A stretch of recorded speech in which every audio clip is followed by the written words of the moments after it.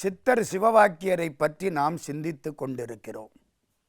தாய் வயிற்றிலிருந்து வெளிப்பட்ட பொழுதே குவா குவா என்று கத்தாமல் சிவா சிவா என்று அழுதவர் சிவவாக்கியர். அழுதாரோ சிரிச்சாரோ எனக்கு தெரியல.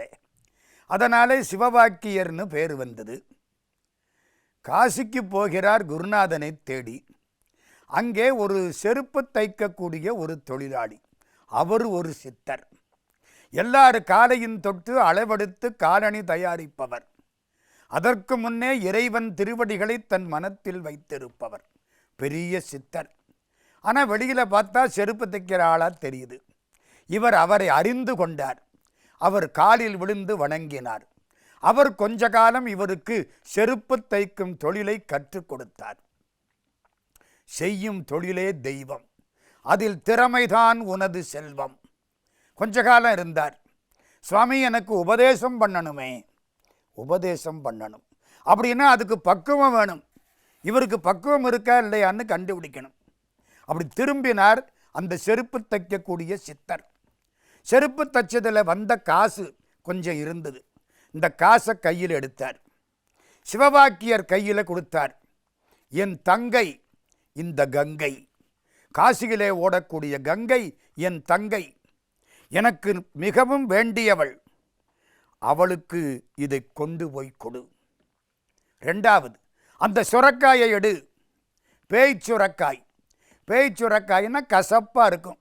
பேய் வெள்ளரிக்காய் கசக்கும், பேய் சுரக்காய் கசக்கும். பேய் சுரக்காயை எடுத்தார். இதை கங்கையில் கழுவி கசப்பை போக்கி விட்டு வா. ரொம்ப வேடிக்கையாக இருக்கு. இவர் அதை பற்றி கண்டுக்கவே இல்லை சிவவாக்கியர். குருநாதன் சொல்லிட்டா அதுக்கு மறுவார்த்தை கிடையாது. ஏன், என்ன, எதுக்கு, இது முடியுமா முடியாதா, அந்த சிந்தனையே கிடையாது. நம்பிக்கை தான் வாழ்க்கைக்கு அடிப்படை. நம்பினால் நடக்கும், நம்பினார் கெடுவதில்லை. 4 மறை தீர்ப்பு. அம்பிகையை சரண் புகுந்தால் அதிக வரம் பெறலாம். நம்பின பேருக்கு நடராஜா, நம்பாத பேருக்கு யமராஜா.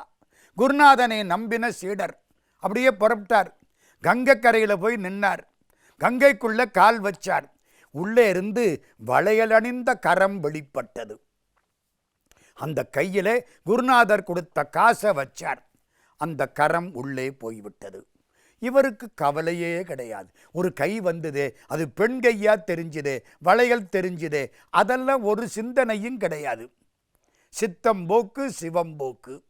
இந்த பேய் வெள்ளரிக்காயை கழுவ சொன்னாரே, கங்கையில் போட்டு நல்லா கழுவி கொண்டாந்துட்டார். குருநாதர் கையில் கொடுத்து விட்டார். குருநாதர் நிமிர்ந்து பார்த்தார். முகத்தில் எந்த விதமான விகற்பமும் மாற்றமும் கிடையாது. சாதாரணமாக இருக்கார். ஓ சரி, இவற்றினால் எல்லாம் பாதிக்கப்படாதவன் இவன். சரி, ஒரு 4 நாள் ஆச்சு. திரும்ப கூப்பிட்டார். சிவவாக்கியா இங்கே வா. வந்தார். என் தங்கை அங்கே மட்டும் இல்லை, அவள் அமுத கங்கை என் தோல் பைக்குள்ளே இருக்கிறாள். இந்த செருப்பு தைக்கிற சாமான்லாம் வைக்கிறதுக்கு ஒரு தோல் பை இருக்கும். இந்த தோல் பைக்குள்ளே இருக்கிறாள். நீ அன்னைக்கு அந்த காசு கொடுத்தில்ல அவளுக்கு? ஆமாம். அந்த காசை அவள்கிட்ட போய் கேளு. தோல் பைக்குள்ளே இருந்து வெளியில் காசு வரும், வாங்கிட்டு வா. இவர் அந்த அற்புதத்தினாலும் இழுக்கப்படவில்லை. தோல் பைக்கு பக்கத்தில் போனார். காசை கேட்டார். அதே வளைக்கரம் வெளிப்பட்டது. காசை வச்சுது. காசை வைக்கிற பொழுது அந்த கை இவர் கையோடு கொஞ்ச நேரம் ஒட்டியது. அப்படி தொட்டது. அவ்வளவுதான், வச்சுட்டு போயாச்சு. இவர் வந்தார். குருநாதர் காலில் விழுந்தார். எடுத்து கொடுத்தார் காசை. குருநாதர் பார்க்கிறார். ஆமாம், அந்த பொண்ணு கையும் உன் கையும் சேர்ந்த பொழுது உன் கை சிலிர்த்துதா? ஆமாம் சாமி, சிலிர்த்தது. அப்படின்னா இன்னும் கொஞ்சம் ஓரத்தில் பெண்ணாசை ஒட்டிக்கிட்டு இருக்கு. அதனாலே நீ இப்பொழுது உபதேசத்துக்கு தகுதி வாய்ந்தவன் அல்ல. கொஞ்ச நாளைக்கு இல்வாழ்க்கையை அனுபவித்து விட்டு வா. இது எப்படி இருக்கு? ஒரு பொண்ணு தொட்ட உடனே லேசா அந்த கை சிலிர்த்துதான். அதனாலே உனக்கு ஓரத்திலே லேசா இந்த பெண்ணின் மீது கொஞ்சம் ஆசை கொள்வது கொஞ்சம் போல பெண்ணாசை இருக்கு, ஒட்டிக்கிட்டு இருக்கு. நமக்கெல்லாம் மொத்தமாக இருக்கு, அவருக்கு லேசாக ஒட்டிக்கிட்டு இருக்கு. இதை மாற்ற வேண்டும், சில காலம் இல்லறத்திலிரு. இவர் பேசாமல் நிற்கிறார். கையில் இவ்வளவு மண் அள்ளி கொடுத்தார் குருநாதர். இந்த மண்ணை வச்சுக்கோ, சரி. இந்த பேய் சுரக்காயை வச்சுக்கோ, சரி. என்ன செய்யணும் தேடிப்பாரு.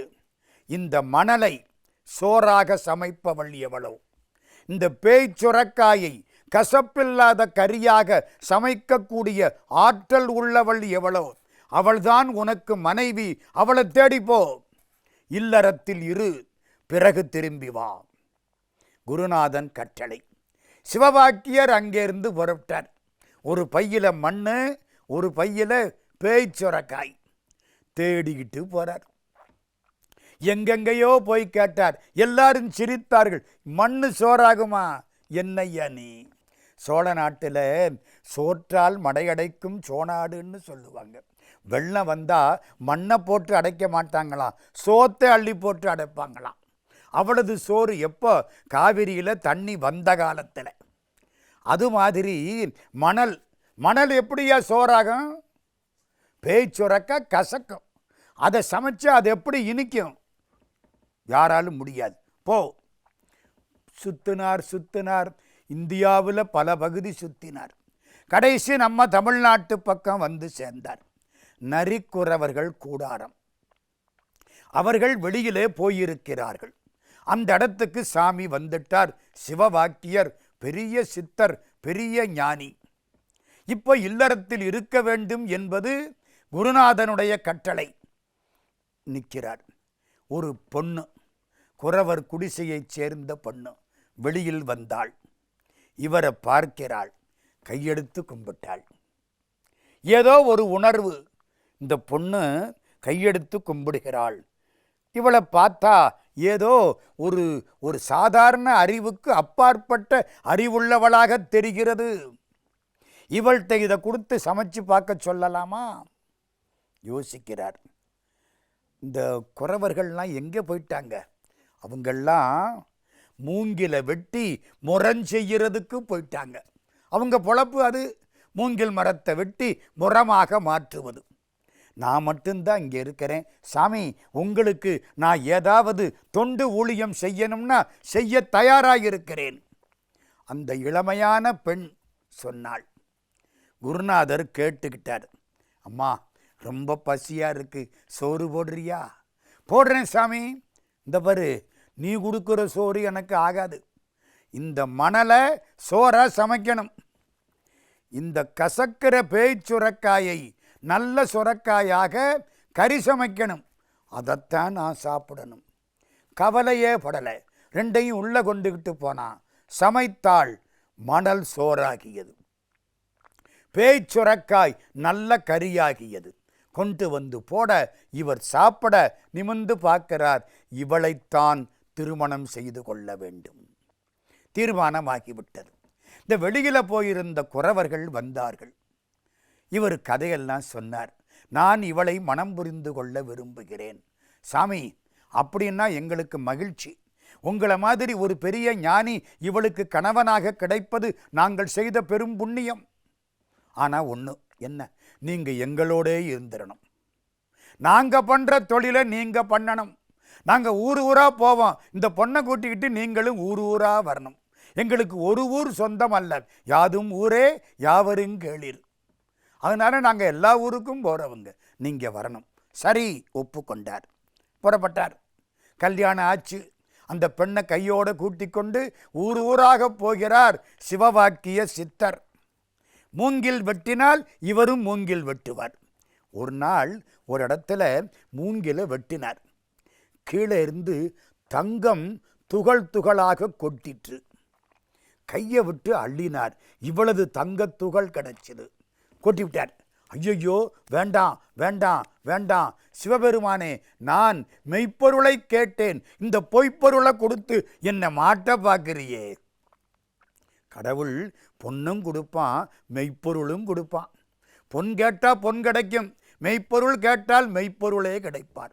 எப்பொருள் எத்தன்மை தாயினும் அப்பொருள் மெய்ப்பொருள் காண்பது அறிவு. எப்பொருள் யார் யாருவாய் கேட்பினும் அப்பொருள் மெய்ப்பொருள் காண்பது அறிவு. சிறப்பென்னும் செம்பொருள் காண்பது அறிவு. அந்த செம்பொருளுக்குத்தான் மெய்ப்பொருள்னு பேர். கடவுளே, நான் மெய்ப்பொருளை கேட்டேன், எனக்கு இந்த தங்கமாகிற பொய்ப்பொருளை கொடுத்து என்னை மாட்ட பார்க்குறியா ஐயா? அப்படியே கொட்டி விட்டார் தங்கத்தை. 4 பேர் அந்த பக்கம் வந்தவன், என்ன சாமின்னா, இந்த பாரு யமன் இருக்கிறான். போய் பார்த்தா தங்கம் இவ்வளவு கொட்டி கிடக்கு. என்ன சாமி இதையா சொல்ற? ஆமா, இதை தோண்டு, இன்னும் தங்கம் வரும். தோன்றான், தங்கம் வருது. 4 பேர் சிரிக்கிறான். சாமி இது தங்கம், யமன் இல்லை. இல்லடா இது யமன். சாமி ஓடிட்டார். 4 பேரும் பார்த்தான். இன்னைக்கு நம்ம நரிமுகத்தில் முழிச்சிருக்கோம். அப்படி முழிச்சா நிறைய தங்கம் கிடைக்குமா? எனக்கு தெரியாது, முழிச்சவங்களை கேட்டாத்தான் தெரியும். மகிழ்ச்சி. 4 பேர் என்ன பண்ணா, தங்கத்தை எடுத்தான், மூட்டையை கட்டுறான், தோண்டிக்கிட்டே இருக்கான். ஆழமாக போகுது, தங்கம் கிடைக்குது. பசிக்குது, 2 பேரை சாப்பாடு கொண்டு வர அனுப்பினேன். 2 பேரும் இங்கே இருக்கிறாங்க. கொஞ்ச நேரம் ஆச்சு, சாப்பாடு அங்கேருந்து வந்தது. சாப்பிட போனவங்க யோசிக்கிறாங்க, இவ்வளவு தங்கம் கிடைச்சிருக்கு, 4 பேருக்கும் பங்கு போட்டால் குறையுமே. பார்த்தா ரொம்ப பகிர்ந்தால் கொஞ்சம் குறையுமே. இந்த இருக்க 2 பேரையும் கொன்று விட்டால் என்ன? இந்த பணம் சேர்ற பொழுது இந்த மனசு கொஞ்சம் கொஞ்சமாக கெட்டு போகும். 4 இட்லி சாப்பிட்டு 5வது இட்லி சாப்பிட்டா போதும்னு யோசிப்பான். 40,000 ரூபாயோட 50,000 ரூபாய் சேர்ந்தா போதும்னு யோசிக்க மாட்டேன். இதான் மனித இயல்பு. 2 பேரும் யோசித்தான். சாப்பாட்டில் விஷத்தை கலந்தான், கொண்டாந்து கொடுத்தான். இவன் 2 பேரும் இறந்து போயிடுவான். நம்ம 2 பேரும் இருக்கிற தங்கத்தை எடுத்துக்கலாம். விஷம் கலந்த சாப்பாடு வந்தது, வச்சாச்சு. இவங்க பக்கத்தில் வர இந்த தங்கத்தை எல்லாம் மூட்டையாக கட்ட, அவன் 2 பேரும் சொன்னால் சாப்பிடுவோம், குடிக்க தண்ணி வேணும், இந்த கிணத்துல போய் தண்ணி கொண்டுக்கிட்டு வாங்க. யார் 2 பேரும் சாப்பாடு வாங்கிக்கிட்டு வந்தாங்களோ அந்த 2 பேரையும் தண்ணி எடுக்க அனுப்ப, அவங்க கிணத்துக்கிட்ட போய் கிணத்துக்குள்ளே மெதுவாக இறங்கி தண்ணியை எடுக்க, இவங்க 2 பேரும் பின்னால் போய் அவங்கள பாலுங்கிணத்தில் தள்ளிவிட, அவங்க 2 பேரும் இறந்து போயிட்டாங்க. இவன் இங்கே வந்தான், அவன் வாங்கிட்டு வந்த சாப்பாடு விஷங்கலந்த சாப்பாடு, அதை சாப்பிட்டான். இவங்கதையும் முடிஞ்சு போச்சு. தங்கம் அப்படியே இருக்கு. நினைச்ச ஆட்கள் இப்பொழுது சவமாகி விட்டார்கள். சாமி ஓடி வந்து பார்க்கிறார். அப்பவே சொன்னனே, இப்படி ஆயிப்போச்சே. 4 பேரை யமன் பிடிச்சிக்கிட்டு போயிட்டானே. யமன் யாரு? இந்த தங்கம். பெண்ணாசை, பொன்னாசை, மண்ணாசை. நம்ம வாழ்க்கையில் நம்ம 120 ஆண்டுகள் வாழலாம். ஜாதகப்படி எல்லா திசைகளும் நடக்க வேண்டுமானால் 120 வருஷம் வாழலாம். ராமானுஜர் 120 வருஷம் வாழ்ந்தவர். மகாத்மா காந்தி 120 வருஷம் வாழலாம் என்று நினைத்தவர். 120 வருஷம் எப்போ வாழலாம்? இந்த மண்ணாசை, பெண்ணாசை, பொன்னாசை இதெல்லாம் ரொம்ப குறைஞ்சி அளவோடு இருந்தால் வாழலாம். அளவுக்கு மேலே போயிட்டா வாழ முடியாது. 4 பேரும் அநியாயமாக செத்து போயிட்டான். சிவவாக்கியர் பார்த்தார், நிறைய அப்பத்தான் பாடினார். எப்பா வாழ்க்கை வீணா போச்சு, இது பொய்யடா, கடவுள் மட்டும்தான் மெய் பாடினாரா. அங்கேருந்து புறப்பட்டு போகிறார். உள்ள பெண்டாட்டி இருக்கிறார். இவர் வெளியில் உட்கார்ந்துருக்கார். கீரையை பிடுங்கிறார், சமைக்க கொடுக்கிறார். அங்கே இருக்கிற அந்த மூங்கில வெட்டுறார். கொங்கண சித்தர் மேலே போகிறார். கொங்கண சித்தர் திருப்பதியில் சமாதியானவர். மேலே போகிறார். இவரை பார்த்தார். ஓ, நம்ம சிவவாக்கியர் பெரிய ஞானி. இப்போ வந்து ஏதோ மூங்கில வெட்டிக்கிட்டு கீரையை பிடுங்கிக்கிட்டு இப்படி ஒரு வாழ்க்கை. கீழே இறங்கி வந்தார். இவரை பார்த்தார். அவர் இவரை பார்க்க, இவர் அவரை பார்க்க, 2 பேரும் ஆளுக்கு ஒரு கும்பிடு போட. தங்கத்தை உண்டாக்கக்கூடிய ஆற்றல் படைத்த நீங்கள் இப்படி இருக்கலாமாம்? தங்கத்தை உண்டாக்கக்கூடிய ஆற்றல் பெற்றவர் நம்ம சிவவாக்கியர். இவர் பதிலே சொல்லலை, சிரிச்சார். இந்த கொங்கண சித்தர் 2 நாள் கழித்து அந்த வீட்டுக்கு வந்தார். உள்ள பெண்டாட்டி இருக்கிறார், சிவவாக்கியருடைய மனைவி. அங்கே போனார். தாயி, இரும்பு துண்டு இருக்கா? இருக்கு. இருக்கிற இரும்பு துண்டையெல்லாம் கொண்டா. அந்த பெண் இரும்பு துண்டையெல்லாம் கொண்டாந்து வச்சா. நம்ம கொங்கண சித்தர் அது மேலே ஒரு மூலிகை சாத்தை ஊற்றினார். புகையாக வந்தது. கொஞ்ச நேரம் ஆச்சு. தங்க கட்டி, பெரிய தங்க கட்டி. இந்தா இதை வச்சுக்கோ கொடுத்துட்டு போயிட்டார். அந்த பொண்ணு அதை வாங்கி உள்ளே வச்சுது. சிவவாக்கியர் மத்தியானம் வர்றார், எடுத்து காமிச்சுது. ஒரு சித்தர் வந்தார், இப்படி செஞ்சு கொடுத்தார். அவர் திரும்பினார். உனக்கு அது மேலே ஆசை இருக்கா? இந்த பொண்ணு என்ன சொல்லு? இல்லை. இது மேலே விருப்பம் இருக்கா? உங்கள் மேல் தான் விருப்பம், தங்கத்தின் மேல் விருப்பம். அப்படின்னா இதை தூக்கி கிணத்துல போடு. போட்டுட்டான். கிணத்துல போட்டாச்சு. எனக்கு சிவவாக்கியர் தான் வேண்டும், இந்த தங்கம் வேண்டாம். ராமலிங்க சுவாமிக்கு சொற்பொழிவு பண்ணதுக்காக கொஞ்சம் பணம் கொடுத்தாங்களாம். முதல் சொற்பொழிவில் தலையை சுற்றி கிணத்துல போட்டுட்டு போயிட்டாராம். ஒருத்தர் உங்களுக்கு தங்கம் பண்ண முடியுமான்னு கேட்டாராம். அவன் கொடுத்த அந்த துண்டை, இரும்பு துண்டை கையில் வச்சு அப்படி கசக்கினாராம், தங்கம் ஆயிற்று. அந்த வந்த ஆள் அதை எடுத்தானா, அவனை பார்த்தார், சாமி கையில் வாங்கினார், தலையை சுற்றி கிணத்துல போட்டு போயிட்டார். தங்கம் உண்டாக்கக்கூடிய ஆற்றல் இருந்தாலும் அந்த தங்கத்தின் மீது ஆசை இருக்கக்கூடாது. சொன்னபடி மனைவி கிணற்றில் போட்டு விட்டாள். இவருக்கு உள்ளுக்க ஒரு சந்தேகம். என்ன சந்தேகம்? ஒருவேளை இவ கேட்டதுனால தான் கொங்கண சித்தர் இப்படி தங்கத்தை கொடுத்தாரோ? இவளுக்கு உள் மனசில், அடிமனசில் இந்த தங்கத்தின் மீது ஆசை இருக்கோ? பெண்ணுக்கு பொன்னின் மீது ஆசை இருப்பது இயல்பு. இருக்கோ? அதை கண்டுபிடிக்கணும். இன்னும் பற்பல நாள் இருந்தாலும் இக்கணம் தனிலே இருந்தாலும் துண்ணும் வான்கதிக்கே புகுந்தாலும் துண்ணும் வான்கதிக்கே புகுந்தாலும் சோர்ந்துமா நரகத்துழன்றாலும்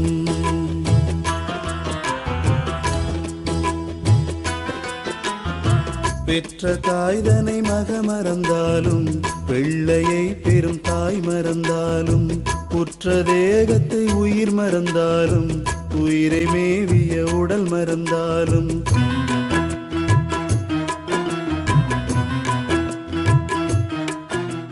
ஒரு பாறையில் ஏதோ தண்ணீரை ஊற்றினார். ஊற்றின உடனே அதுலேயும் புகை வந்தது. பெண்டாட்டியை கூப்பிட்டார், இந்த பாறையை கழுவுன்னார். அவ வேற தண்ணி கொண்டாந்து கழுவினா. பாறை தங்கமாயிடுச்சு. எடுத்துக்கோன்னார். எனக்கு வேண்டாம், நீங்கள் தான் எனக்கு தங்கம், இந்த தங்கம் எனக்கு வேண்டாம்.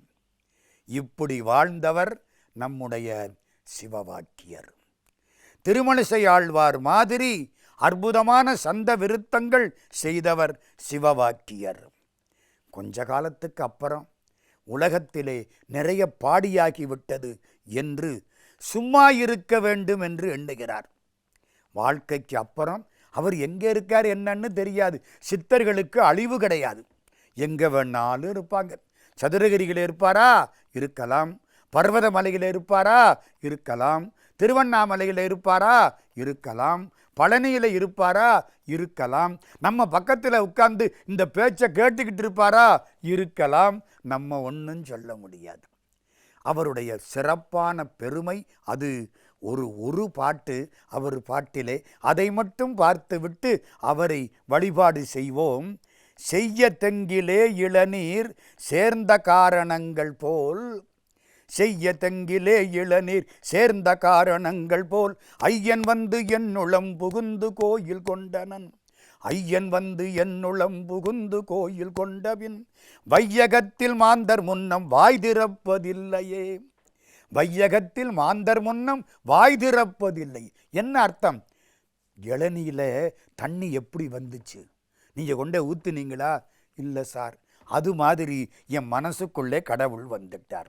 செய்ய தெங்கிலே இளநீர் சேர்ந்த காரணங்கள் போல், ஐயன் வந்து என்னுளம் புகுந்து கோயில் கொண்டனன், ஐயன் வந்து என்னுளம் புகுந்து கோயில் கொண்டபின் வையகத்தில் மாந்தர் முன்னும் வாய் திறப்பதில்லையே.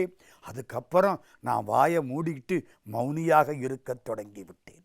பேசிய பொழுது உலகம் நன்மையை பெற்றது, பேசாத பொழுது உள்ளே நான் இறைவனை பார்க்கிறேன். சும்மாயிரு சொல்லற என்று கடைசி காலத்தில் வாழ்ந்து உலகத்திலே எந்த இடத்தில் இருந்தாலும் நம்முடைய அருள் இந்த மக்களுக்கு கிடைக்க வேண்டும் என்று நமக்காக வாழ்ந்தவர் சிவவாக்கியர். அவருடைய திருவடிகளை வணங்கி அந்த பெருமானை மனதார வாயார வாழ்த்தி அவர் கூறியபடி இறைவனை மனத்தில் வைத்து நம் வாழ்க்கையை உயர்த்தி கொள்வோம்.